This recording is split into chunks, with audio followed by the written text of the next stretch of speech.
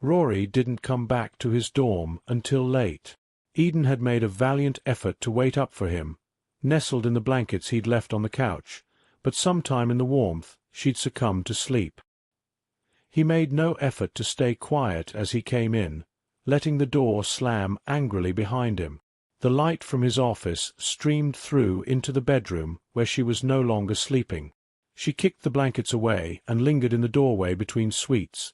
Rory had shed his jacket and tie on the ground and was slumped in his desk chair. "You're home late," she said, hesitating before stepping into the room. She approached the desk slowly, as if he might bolt at any moment. The look in his eyes said he might. She'd only ever seen that level of panic in his eyes once before. "Are you okay, Rory? What happened?" "I don't know where to start," he said. "I don't even think I should involve you in this, to be honest. It's dangerous, Eden. It's worse. It's all worse than I thought it was." Her heart sank. Lucas had been right. She hated to admit it, even as she saw it unfolding before her eyes. Something had happened, something worse had happened with his project. Of course, it wouldn't just be a harmless satellite. She'd been naive to think that would be the end of it. Eden took her usual spot on the corner of Rory's desk, and she knew that after this night they would have no secrets left. Something within her shifted, and she knew that whatever this mess was that they had both become tangled in had finally brought them back together. No matter what, Eden had no intention of facing this alone any longer.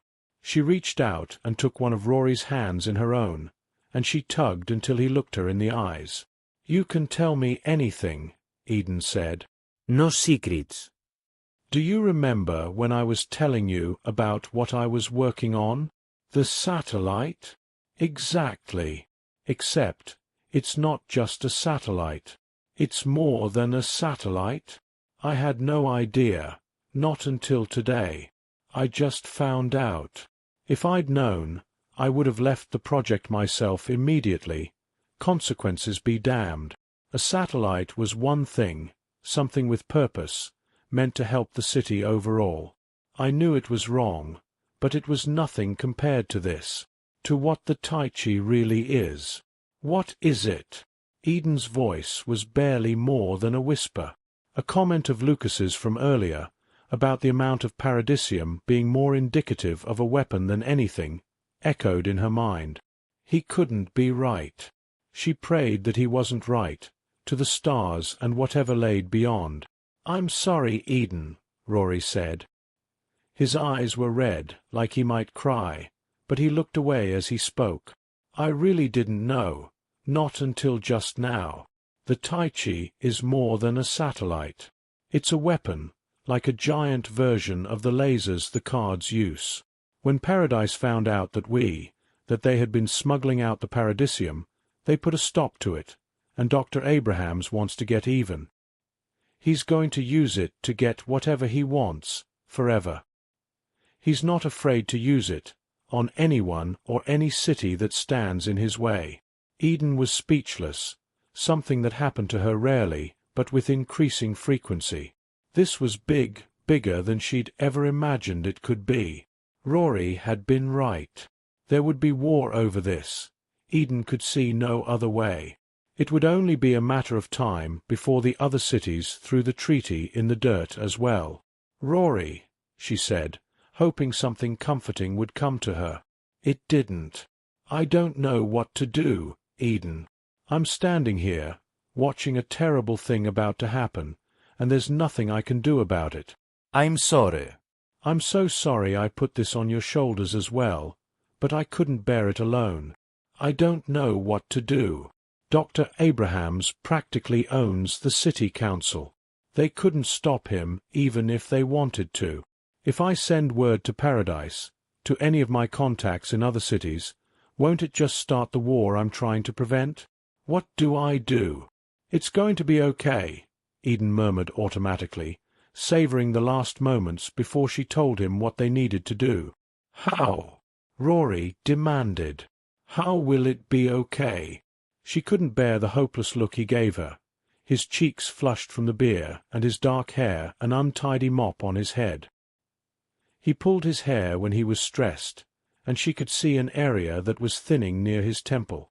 This was killing him. The sooner she told him, the sooner he could stop worrying about his own morality. The sooner he could start questioning her own. She braced herself to bear his judgment, the way he must have, and tried to summon the same courage. She knew what they had to do, but like Rory, she couldn't do it alone. Not anymore. No more secrets. It's your turn to promise that you won't hate me. Eden, I could never, Rory said solemnly. I lied, she said quickly. This was the hard part, and there was no use lingering on it. Not when they should probably be looking for Lucas already. I remember every single second that I was gone.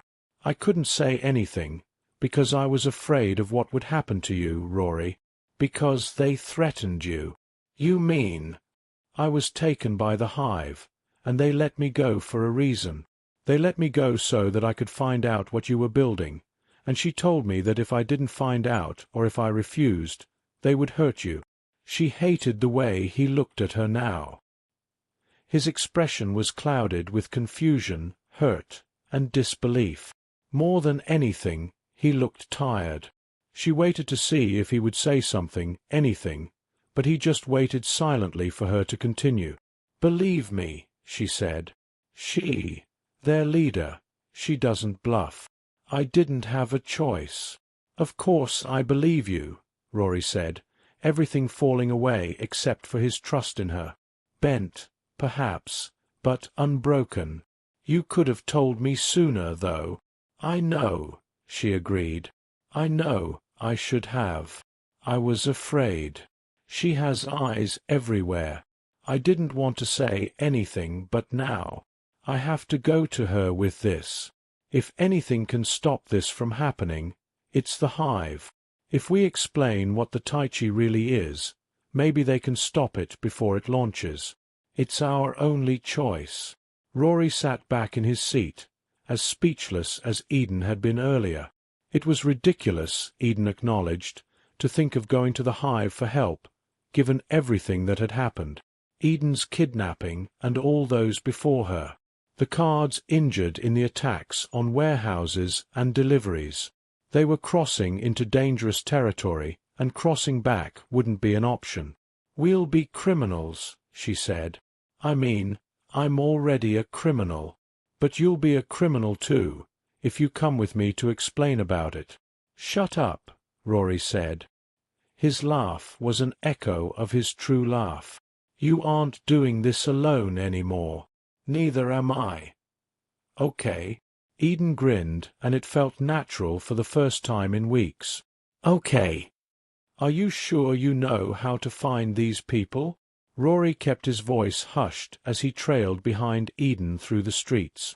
Yes. Trust me, she said, slightly snappier than she meant to be. Keep your voice down. The sooner they got to her meeting spot with Lucas, the better. The idea of Lucas meeting Rory, or of bringing Rory with her into the belly of the hive, made her sweat. The idea of returning to the hive at all made her want to bolt. She steeled herself as much as she could as she led him through the streets, back to where she and Lucas had met before. If there was any other option, they would take it, but there was only one option. She took a seat on the same bench, and Rory stood beside the fountain in the center of the square, pretending to be engrossed in the descriptive plaque on a statue, out of sight as they'd discussed. Better for him to stay out of the way at first, until Lucas had shown himself. It didn't take long for Lucas to join her, mere minutes to the hours she had waited previously. He took his seat beside her silently, and this time he held 2 travel cups of coffee. He offered one to her, and this time she took it and sipped the bitter liquid. "Thanks," she said, trying to keep her voice pleasant. "I won't lie, I'm surprised to see you here again so soon. And you trust the coffee. I've got news I think you and Bianca would be interested in," she said, straight to the point. Her hands were inexplicably cold. She vowed to never say how grateful she was for the steaming cup of coffee. "Well," Lucas prompted. "This was me asking nicely. You were right about the weapon," she said. Lucas's eyes brightened. "Tell me more," he said. I'm listening.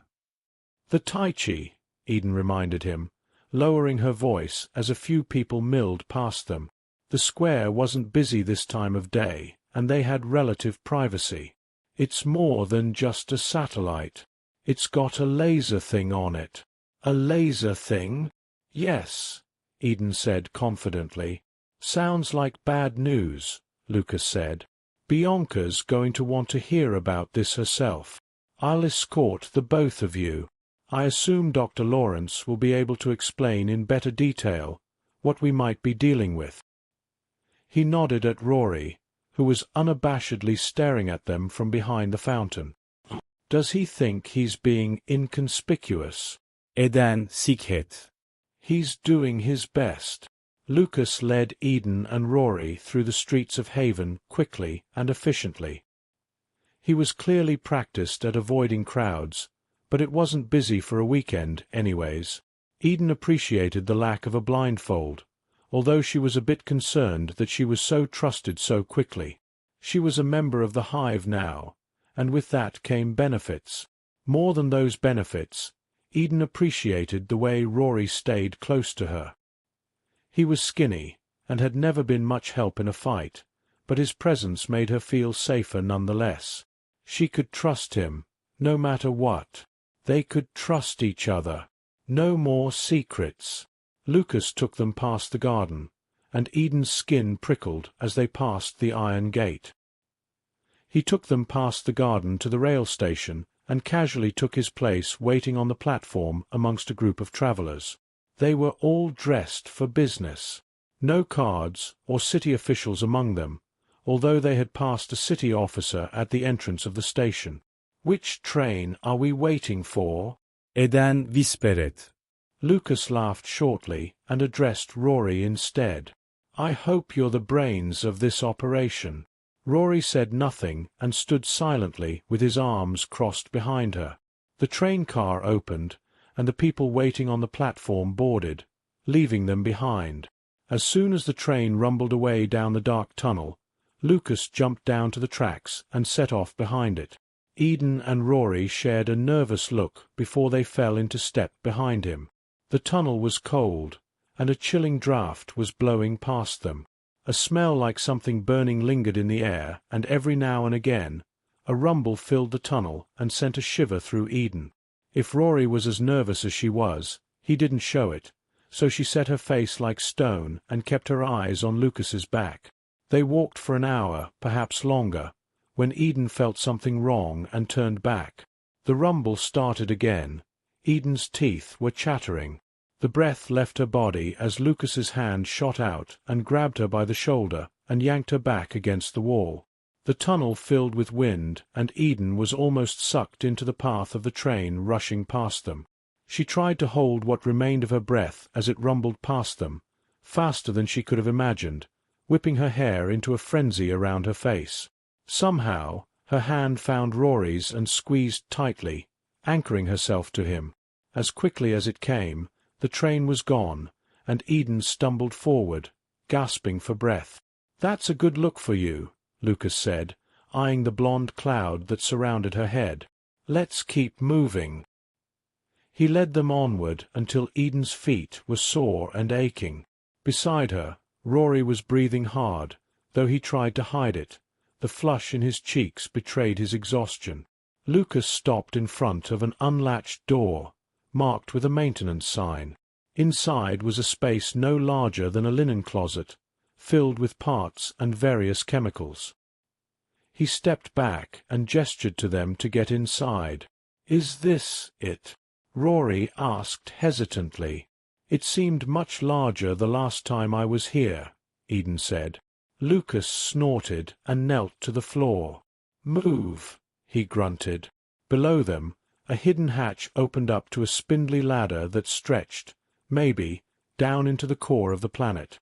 A cool updraft wafted upwards, and with it, the scent of cold and dirt. "Ladies first." Lucas gestured to the ladder. Eden withered inside but stepped forward, knowing that she'd made it safely to the base once before, but skeptical that the ladder would hold her weight. Rory's hand on her shoulder stopped her. "Me first," he said. "It might be a trap." "Rory!" He was already on the ladder and waved her protest away. As he was swallowed up by the darkness, there was nothing left to do but follow him. Rory's hands were already cold and clammy before he began clambering down the rickety ladder, but the metal was even colder and stung his skin. He gritted his teeth and pushed the fear away, and he descended into the pitch blackness. The deeper he climbed, the more the walls of the tunnel seemed to lean in closer and brush cold fingers against him. The pinprick of light above him was soon blocked by the figures of Eden and Lucas following him down. Too late to turn back now. Rory climbed until he reached the floor of the corridor. It was dimly lit by strip lighting along the seams of the ceiling, and Rory was momentarily thankful for that small mercy. Eden landed lightly on the floor behind him and glanced around curiously without a trace of fear on her face. He envied that in her, and had since they were children. No fear. He tried to keep from shaking and hold his face in some semblance of a confident expression. "Let's get moving," Lucas said as he dropped to the ground. He took off down the corridor without looking back. Bianca doesn't like her time wasted. They walked in silence until Rory's heart was pounding not only from fear but also exertion. He scanned the walls of the corridor, but there was no familiarity. The uneven patchwork walls and tilted floor suggested it had not been built by professionals. "You built this yourselves?" Rory asked eventually. "What is this place?" "Home," Lucas answered sharply. "So I want both of you to be on your best behavior. You're guests here. Well, you're still a guest for now, Dr. Lawrence. Eden is one of us. Let's get this over with," Rory said over Eden's snort of derision. "Manners," Lucas reminded him. Lucas paused at the end of the corridor, where they had finally come to a sturdy door. He fiddled with the mechanism, turning his back to them. Rory was not often prone to violence, but he let himself imagine how satisfying it would be to hit Lucas in his ridiculously square jaw. He trusted Eden, and, for some reason, she believed that trusting this man was the right move. Rory understood why they had to turn to the hive, but Lucas somehow made it even less palatable. The moment passed as quickly as it had come, and then Lucas had the door open, so he and Eden followed Lucas into the base of the hive. The home base was cozier than he'd pictured in his head. They entered a low-ceilinged circular room, filled with mismatched furniture in floral, solid, and paisley prints, all obviously second, or even third-hand. The floor was steel, just like the corridor, but layers of rugs lined the floor and the remaining silver patches blended into the mosaic. A few people, none of whom seemed surprised to see Lucas leading two strangers into the room, gathered on the couches in small groups, wrapped up in their casual conversations, their laughter floating easily through the room. They didn't look like Rory had imagined they would either. So far as he could surmise, they looked like average people. None of them monsters. "Follow me," Lucas said. Like spokes on a wheel, a handful of corridors branched off from the main room, their doors propped open by books or knick-knacks. He led them through the doorway directly across the room. The corridor was chillier than the outer room. As they walked, Eden's steps slowed almost imperceptibly, but he noticed none the less. He wrapped an arm around her, and she flinched before softening into his warmth. He had a feeling her tension had very little to do with the chill. They passed several doors and branching halls as Lucas led them through the labyrinthine turns. Rory was convinced by the fourth left turn that they were being led in circles to intimidate and confuse them.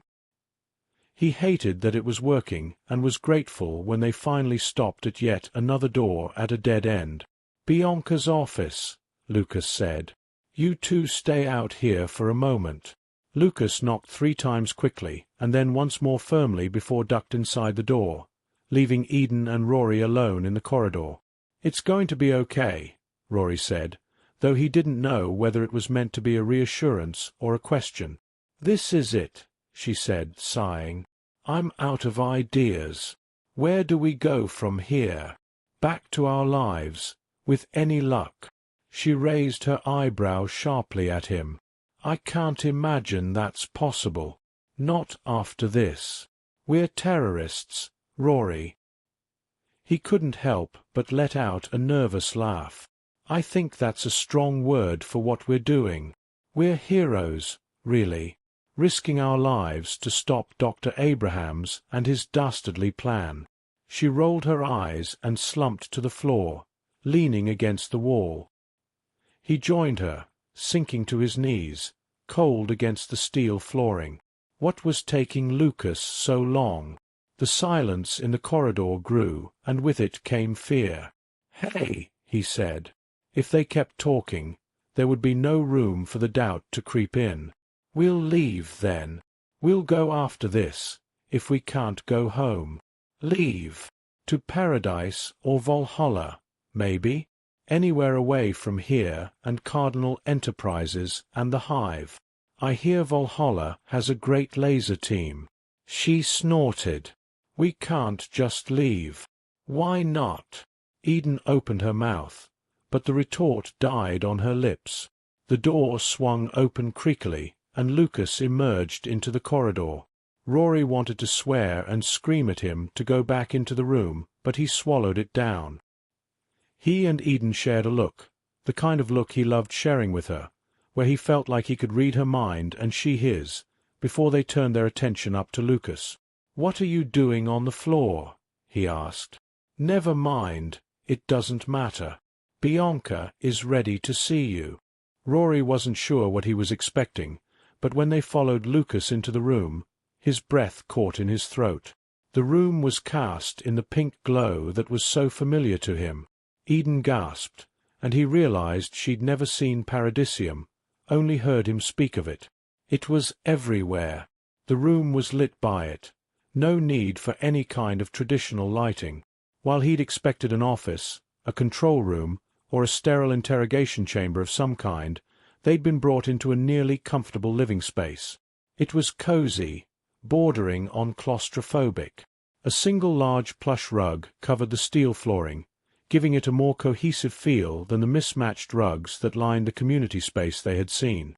In the center of the room, a low table supported a large glass vase filled and overflowing with roughly cut chunks of raw paradisium. The table was littered with smaller pieces that had spilled out. Above, the chandelier above supported not bulbs but rather large pieces of paradisium. It hung crookedly due to the haphazard way the variously sized gems were affixed to a chandelier they'd never been meant for. The table was surrounded by a few cushions, each different, like they'd been foraged from someone else's discarded interior design. She, who must have been the leader Lucas had mentioned, was waiting for them at the table, half hidden in the pink twilight.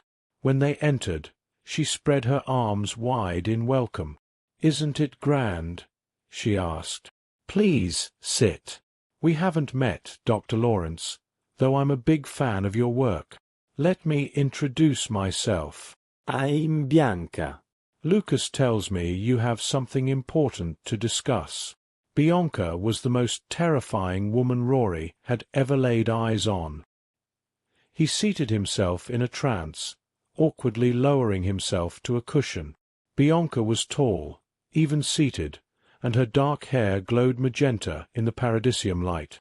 She was beautiful, in a dark nebulous way that frightened Rory more than he'd like to admit. In her eyes, the same fervor that haunted Dr. Abraham's eyes burned. They'd made a mistake coming to her. He felt that in his bones as truly as he knew anything. Beside him, Eden took a seat on the cushion beside his, sitting up stiffly. Her eyes never left the face across from her. In Eden's tension, he finally sensed her fear. They'd surely made a mistake. Lucas, instead of taking a seat beside Rory or Eden, took a place standing behind Bianca's left shoulder. It was too late to back out now. Eden had already begun explaining the nature of the Tai Chi to Bianca, who never seemed to blink. Rory was amazed by her steady voice under Bianca's stern gaze, although her verbiage was less than scientific. His own hands were trembling in his lap. He clenched them to stop. "Tell me what you think, Dr. Lawrence," Bianca said when Eden had finished her general explanation. "What do you make of it?" "What I make of it," he repeated, trying to organize his thoughts into anything resembling intelligence. It was hard to think under her cutting stare, and he had a feeling he needed to impress this woman. "Don't waste my time," she cautioned. Behind her, Lucas flinched, although she had not spoken loudly. In fact, Bianca smiled at him, saccharine and patient. "Tell me, is the weapon as powerful as Eden makes it out to be?" Rory nodded. "It's the greatest threat the cities have faced," he said. "It seems like you are no stranger to the power of paradisium. The Tai Chi will be able to orbit through this lifetime and the next, and her laser will be powerful enough to demolish any city at Dr. Abraham's whim. Or even Haven, if he's crazy enough, which he might be at this point." Bianca looked up over her shoulder at Lucas, and they shared a meaningful glance. Rory waited, but the silence made his muscles twitch. "You are our only hope. We have to stop the Tai Chi," Rory said. "We've got to keep them from launching her, somehow. If the other cities see her go up, it'll be too late to stop whatever comes next." Rory trailed off, unable to really comprehend what would come next. War, he thought, although his understanding of what that was had been limited to what he'd learned in the 4th grade. It was incomprehensible, laughably unthinkably, and yet Rory could not let go of the thought. Instead of answering him, Bianca directed herself to Eden. "You've been a good investment. I can see why you were so desperate to protect him, although I do wonder what he sees in you. Probably not the same things I see in you." Beside him, Eden stiffened but her jaw tightened, and she said nothing. He followed her lead. Bianca smiled and went on, this time to Rory. "What we really have here is a chance to give the Tai Chi a new mission, a better mission, a mission for the greater good. The Tai Chi will be much safer in my hands than in Dr. Abraham's. Don't you agree?" Bianca's meaning dawned on him slowly. "This was a mistake," Rory breathed to Eden, to the room in general. "We never should have done this. War will be just as bad for us," Lucas said. Rory was surprised to hear him speak against Bianca, but his face showed his reluctance. "We should destroy the Tai Chi. It's safer. Our mission is to save Haven from Cardinal Enterprises, not destroy it with their help." "I haven't asked you, Lucas," Bianca said. She gestured to Eden. "I don't need this one any longer, but I have a feeling she'll complicate what comes next. Lucas, take her back to her cell and then meet us in the common room." Lucas hesitated. Did he have the strength to defy her? Bianca. "You'll join her in a cell if you'd rather, Lucas," Bianca said. Before Rory could say anything, Eden was scrambling to her feet. Bianca stood, even taller than Rory had judged, and the shadows on her face deepened. "Enough of this," she said, sweeping her jacket to one side. Her own laser gun was even larger than Lucas's. "Take her to the cell, Lucas. Now." There was a flurry of motion, as Lucas seemed to snap out of whatever reluctant haze he'd been in, and he swiftly folded Eden's arms behind her back. She shouted and struggled, straining against Lucas. "Let her go," Rory shouted, scrambling to join the fray. The whine of the laser gun powering up sent a chill up Rory's neck, and Eden stopped struggling. Rory froze perfectly still. Bianca had trained her weapon on him. Not Eden, he noted with relief, and she flexed her fingers as if she itched to fire. Bianca smiled sweetly. I'd rather keep you alive, Dr. Lawrence, to make my own life easier. So why don't we all settle down? You each have a choice. Die here by my hand, or do as I say. Only one of those options will be mostly painless.